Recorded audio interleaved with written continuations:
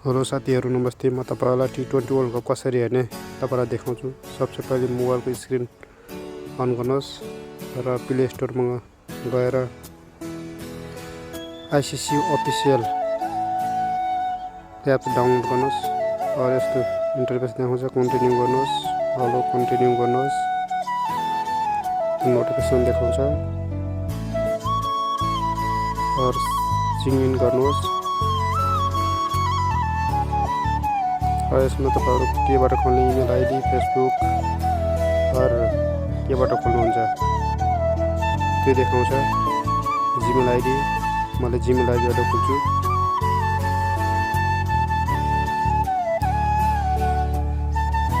Gmail ID अब continue गर्नु। तपाई कुन कन्ट्रीको हुनुहुन्छ, तपाई कुन कन्ट्रीको हुन्छ त्यो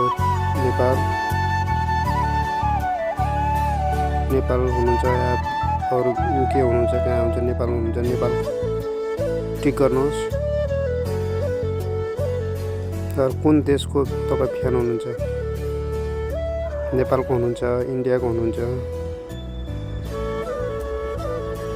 इङ्ल्यान्डको हुनुहुन्छ, वेस्ट इन्डिजको हुनुहुन्छ, यसमा टिक लगाउनुहोस्। यसको इन्टरफेस देखाउँछ। तपाईहरुले माथि स्क्रोल गर्नुहोस्, आफूलाई मनपर्ने देशको टिमलाई ओके गर्नुहोस्।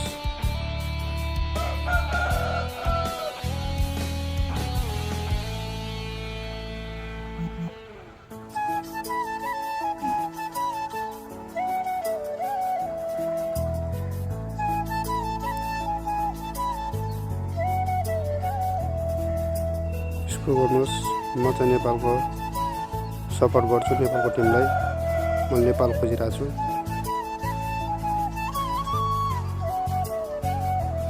जति पनि आईसीसी मान्यता प्राप्त देश छ यसरी देखाउँछ। यसमा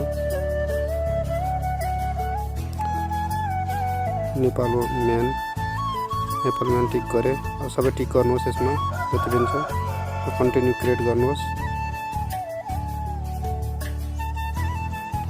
यस्तो देखाउँछ। तपाईलाई यस्तो इन्टरफेस देखाउँछ। अहिले चल्दैछ न्युजिल्यान्ड और अफगानिस्तानको गेम।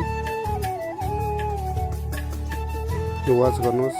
त्यहाँ वाच देखिरहेको छ। वाच यसरी देखाउँछ। अहिले 3 बजे नेपालको छ।